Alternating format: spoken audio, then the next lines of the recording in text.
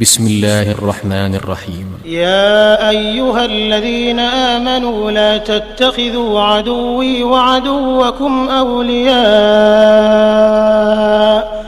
تلقون إليهم بالمودة وقد كفروا بما جاءكم من الحق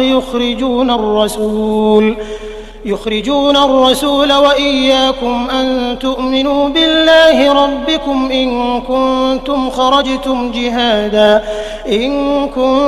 خرجتم جهادا في سبيلي وابتغاء مرضاتي تسرون إليهم بالمودة وأنا أعلم بما أخفيتم وما أعلنتم ومن يفعله منكم فقد ضل سواء السبيل إن يثقفوكم يكونوا لكم أعداء ويبسطوا إليكم أيديهم وألسنتهم بالسوء وودوا لو تكفرون لن تنفعكم أرحامكم ولا أولادكم يوم القيامة يفصل بينكم والله بما تعملون بصير.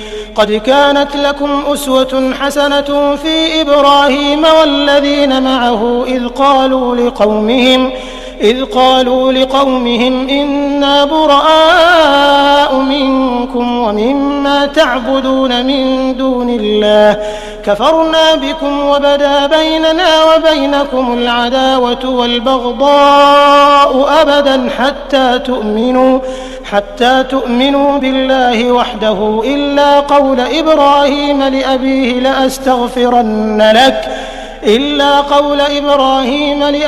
لأستغفرن لك وما أملك لك من الله من شيء ربنا عليك توكلنا وإليك أنبنا وإليك المصير ربنا لا تجعلنا فتنة للذين كفروا واغفر لنا ربنا إنك أنت العزيز الحكيم.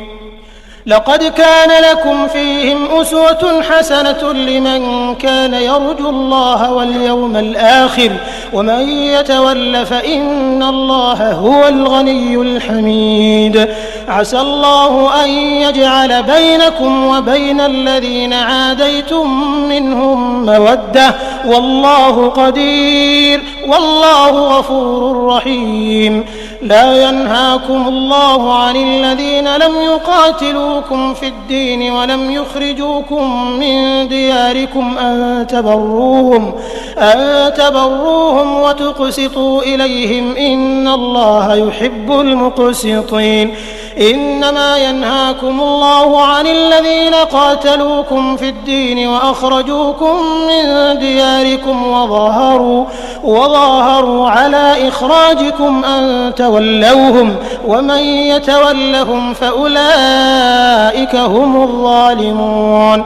يا أيها الذين آمنوا إذا جاءكم المؤمنات مهاجرات فامتحنوهن الله أعلم بإيمانهن فإن علمتموهن مؤمنات فلا ترجعوهن إلى الكفار لا هن حل لهم ولا هم يحلون لهن وآتوهم ما أنفقوا ولا جناح عليكم أن تنكحوهن إذا آتيتموهن أجورهن ولا تمسكوا بعصم الكوافر واسألوا ما أنفقتم وليسألوا ما أنفقوا ذلكم حكم الله يحكم بينكم والله عليم حكيم. وإن فاتكم شيء من أزواجكم إلى الكفار فعاقبتم فآتوا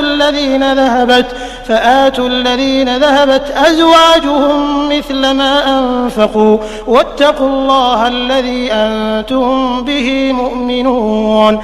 يا أيها النبي إذا جاءك المؤمنات يبايعنك على أن لا يشركن بالله شيئا ولا يسرقن ولا يزنين ولا يقتلن أولادهن ولا يأتين ببهتان يفترينه بين أيديهن وأرجلهن ولا يعصينك في معروف فبايعهن فبايعهن واستغفر لهن الله إن الله غفور رحيم.